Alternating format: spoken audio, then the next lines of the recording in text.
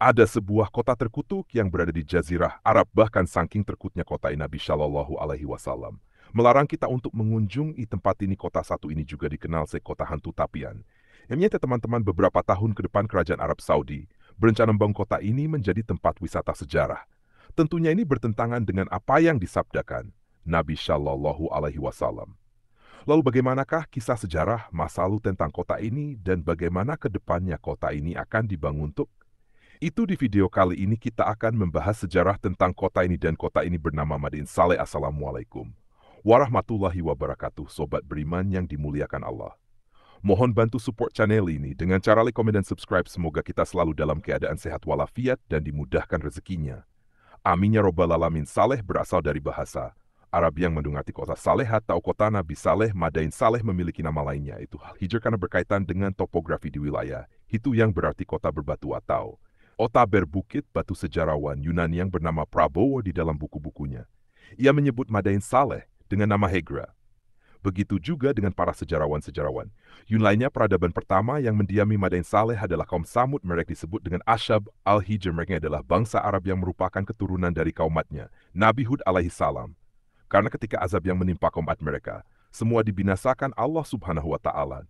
Namun ada beberapa orang dari peristiwa itu yang selamat. Nah, orang yang selamat inilah Hayang menghasilkan keturunan yang bernama Semut. Silsilahnya adalah Samud bin Nabir bin Iron bin Sam bin Nuh alaihi salam. Akhirnya Semut inilah menghasilkan keturunan hingga terciptanya peradaban kaum Samud ini. Para sejarawan pengelompokan kaum Samud ke dalam kelompok etnik Arab Baida. Kelompok ini merupakan kelompok etnik yang telah musnah sebelum penyebaran Islam di Jazirah Arab dahulu. Kaum Samud terkenal karena mereka adalah kaum yang terampil dalam mahat batu. Kaum Samud hidup pada tahun sekitar 2000 sebelum Masehi. Mereka ini hidup antara 400 sampai 500 tahun setelah Nabi Hud alaihi salam diutus. Untuk kaum Samud diberikan keistimewaan yang sama seperti kaumnya Nabi Hud alaihi salam. Mereka adalah yang paling pintar memahat batu pada zamannya. Kemudian Allah subhanahu wa ta'ala juga memberkahi wilayah Madain Saleh dengan sumber air yang banyak dan perkebunan yang bagus-bagus. Padahal tempat itu merupakan wilayah yang gersang. Teman-temanku seiman, bukti kebenaran dari kaum ini bisa kalihat di dalam Al-Quran. Ada 9 kali disebutkan tentang kaum Samud ini di sana, dan Al-Quran berasal dari tahun 610 Masehi. Sementara itu teman-teman, sejarah yang lebih catatan tentang keberadaan kaum Samud ini 1300 tahun sebelum Al-Quran diturunkan. Sejarah tentang kaum Samud tak ternukil di dalam kitab-kitab kuno dari kerajaan Babilonia kuno yang berlokasi di kawasan selatan Mesopotamia, yang sekarang menjadi negara Irak dan Suriah. Artinya keberadaan kaum ini memang betul adanya. Bahkan teman-teman, sekarang bisa kita lihat bukti peninggalannya. Wilayah Madain Saleh terletak 20 km sebelah utara Al-Ula, berjarak sekitar 400 km dari kota Madinah dan 500 km dari kota Petra, Yordania. Di sana kita bisa melihat bukti-bukti peninggalan kaum Samud ini. Betapa luar biasanya hasil pahatan-pahatan tangan dari kaum ini. Mereka memahat bebatuan dengan begitu indahnya yang membuat takjub adalah ini berasal dari tahun 2000-an sebelum Masehi. Artinya situs peninggalan kaum Samud ini sekarang usianya 4000 tahun. Sobat beriman yang dimuliakan Allah, kalau kita berkunjung ke kota ini, di sana kita akan melihat peninggalan-peninggalan kaum Samud yang luar biasa. Madain Saleh merupakan gugusan bebatuan pasir dengan mengesankan. Di sana terdiri dari bukit pasir yang beragam warna, dari warna merah, kuning, dan putih. Kaum Samud memahat bukit batu untuk dijadikan istana dan rumah-rumah mereka dengan bentuk arsitektur mirip gaya Romawi atau Yunani kuno. Saleh yang memiliki luas 4000 hektar, Tuhanku amat dekat rahmatnya lagi memperkenankan doa hambanya. Al-Quran Surat Hud ayat ke-60. Mendengar seruan dari Nabi Saleh, orang-orang kaum Samud malahan marah dan mengingatkan Nabi Saleh untuk menyembah berhala seperti leluhur. Mereka tak hanya itu, kaum Samud malahan ragu tentang risalah yang dibawa Nabi Saleh. Ini singkat cerita, akhirnya ada sebagian kecil saja yang ikut risalah Nabi Saleh. Sementara itu orang-orang kaya dan berkedudukan tinggi dari kaum itu tetap menolak dakwah Nabi Saleh. Malahan mereka menganggap ucapan Nabi Saleh hanyalah omong kosong belaka. Sobat beriman yang dimuliakan Allah, kesabaran Nabi Saleh seluas lautan. Walaupun dianggap omong kosong oleh kaumnya, tidak serta-merta mendoakan supaya didatangkan azab karena kesombongan kaum Samud yang menyembah Allah subhanahu wa ta'ala sebelum ada bukti atau mukjizat yang ada dari Nabi Saleh alaihi salam, sehingga Nabi Saleh berdoa kepada Allah subhanahu wa ta'ala. Beliau memohon agar diberikan tanda kebenaran atas kenabiannya supaya orang-orang kaum Samud percaya dan mau beriman kepada Allah subhanahu wa ta'ala.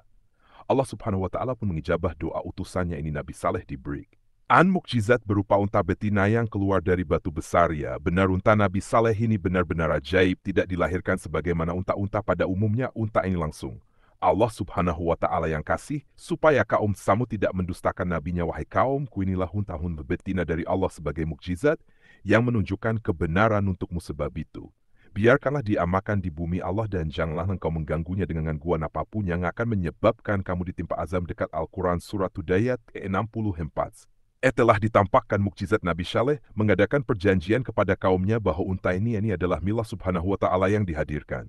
Sebagai bukti kenabiannya, maka dari itu kaumnya dilarang mengganggunya apalagi sampai membunuhnya. Apabila itu semua dilanggar, maka Allah akan mengazab mereka semua dan azab yang sangat besar. Tapi bodohnya teman-teman, kaum Samud tidak memperdulikan peringatan dari nabinya dan bahkan tak menghiraukan ancaman azab dari Allah Subhanahu wa Ta'ala. Singka pada tengah malam ada 9 orang laki-laki mendatangi tempat unta tersebut. Mereka ini telah mempersiapkan pedang dan tombak untuk menghabisi nyawa unta Nabi Saleh. Maka dibunuhlah unta tersebut oleh orang-orang bodoh ini. Dan di kota itu ada 9 orang laki-laki yang membuat kerusakan di bumi dan mereka tidak berbuat kebaikan. Al-Quran Surah 6 ayat ke-48. Maka memanggil kawannya, lalu mereka mengkapung unta itu dan membunuhnya. Al-Quran Surat Al-Mulk ayat ke-29. Teman-teman ku seiman, setelah mengetahui untanya dibunuh, Nabi Saleh ke luar rumah dalam keadaan marah untuk menemui kaumnya. Nabi Saleh berkata, bukankah aku telah mengingatkan agar kalian jangan mengganggu? Unta bukannya merasa bersalah dan minta maaf, malahan orang-orang kufur dari kaum Samud menantang Nabi Saleh supaya diturunkan azab kepada mereka ini. Ini sudah diturutin, minta tunjukin mukjizat, setelah ditunjukin malahan untanya dibunuh terus ini. Mau minta bukti lagi kalau salah ini adalah Subhanahu wa Ta'ala. Mereka minta kalau Saleh ini memang Nabi, coba turunkan azab seperti kaum Nabi Hud alaihi Hissalam. Kemudian mereka sembelih unta betina itu dan mereka berlaku angkuh terhadap perintah Tuhan. Dan mereka berkata, hai Saleh, datangkanlah apa yang kamu akan itu kepada kami. Kabetomu termasuk orang-orang yang diutus Allah. Al-Quran Surat Al-Araf ayat ke-77. Maka mereka menyembelih unta itu. Kemudian dia berkata, bersukarialah kamu semua di rumahmu selama 3 hari. Itu adalah janji yang tidak dapat didustakan. Al-Quran Surat Hudayat ke-65. Setelah itu Nabi Saleh dan kaumnya yang beriman meninggalkan Madain Saleh dan hijrah ke suatu tempat karena mereka tahu bahwasanya Allah Subhanahu wa Ta'ala akan membinasakan mereka. Singkat cerita, 3 hari kemudian setelah peristiwa pembunuhan unta Nabi Saleh, Allah Subhanahu wa Ta'ala betul-betul turunkan azab kepada kaum yang mendurhakai utusannya. Itu tiba-tiba terdengar suara teriakan yang sangat kencang dari atas langit.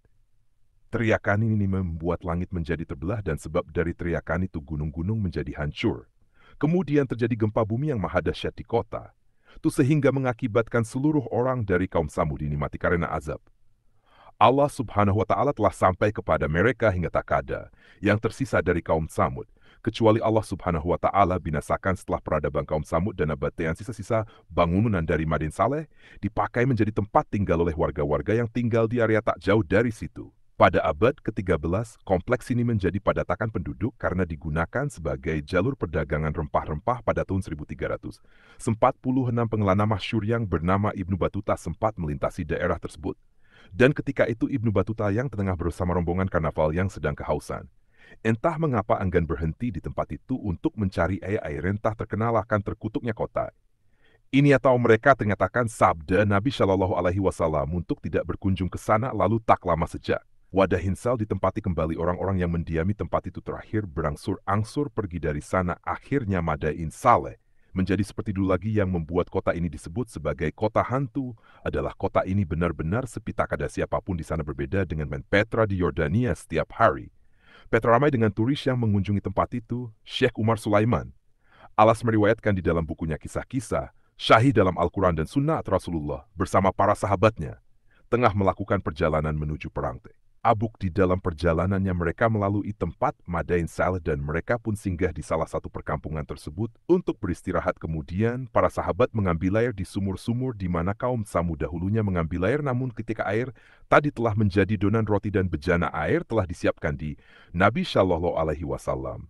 malah memerintahkan agar bejananya ditumpahkan saja dan menyuruh adonan roti tadi berikan kepada unta saja. Nabi Shallallahu Alaihi Wasallam bersabda, "Aku khawatir kalian akan tertimpa apa yang menimpa mereka." Syekh Umar Sulaiman Alasr mengingatkan, apabila manusia sedang berada di suatu di mana tempat tersebut pernah terjadi suatu peristiwa besar baik pada masa itu maupun pada masa sebelumnya, maka perhatian mereka tertuju pada peristiwa tersebut. Apabila dia seorang daima, dia bisa memanfaatkan peluang untuk mengingatkan kepada manusia dengan apa yang menimpa kepada orang-orang terdahulu, memperingatkan kepada manusia untuk tidak melakukan apa yang mereka dahulu lakukan, tidak berjalan di atas jalan mereka.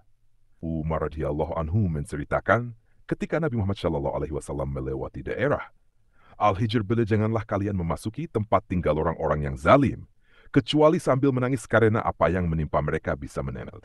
Lalu Rasulullah menutup kepalanya dengan kain selendang dan mempercepat langkahnya hingga berhasil melewati daerah. Itu hadis riwayat Ahmad dan Bukhari, berbeda dengan Nabi SAW yang sebisa mungkin menghindari Madain Saleh putra mahkota Muhammad bin Sal. Man malah menganggap tempat ini istimewa. Tak tanggung-tanggung kerajaan Arab Saudi yang dipimpin MBS menggelontorkan dana 15 miliar US dollar atau sekitar 214 triliun rupiah untuk membangun Madain Saleh menjadi tempat destinasi wisata yang menakjubkan, dan proyek besar ini diperkirakan akan selesai pada tahun 2035. Alasan dibangunnya ini adalah karena selama ini Arab Saudi menjalankan roda perekonomian, mereka menggunakan sumber daya minyak dan hal tersebut dinilai sudah ketinggalan zaman dan perlu diadakan modernisasi supaya bisa mendapatkan investasi untuk menghasilkan cuan yang lebih banyak. Pada tahun 2023 mereka akan memperkenalkan infrastruktur pariwisata dan perhotelan serta budaya yang khas dari Arab Saudi. Kerajaan Arab Saudi pun rela mengubah kota yang dikenal terkutuk ini menjadi tempat yang menyenangkan sebagai tempat wisata. Jadi sebetulnya mereka membuka kawasan wisata, membuka investor asing untuk masuk berinvestasi di sana. Arab Saudi membuat kebijakan itu agar tak lagi bergantung pada minyak. Padahal Nabi kita sampai tidak mau minum di daerah itu dan bergegas untuk segera meninggalkan Madain Saleh dengan berjalan cepat tanpa menolehkan dan kiri, wallahu a'lam bisawab. Jadi itulah sejarah tentang Madain Saleh. Semoga kisah ini bermanfaat lebih dan kurangnya mohon dimaafkan, yang benar datang dari Allah Subhanahu wa Ta'ala. Fatwa keliru itu datangnya dari saya pribadi sebagai manusia biasa. Sampai ketemu di kisah-kisah seru yang penuh makna selanjutnya. Saya akhiri, wassalamualaikum warahmatullahi wabarakatuh.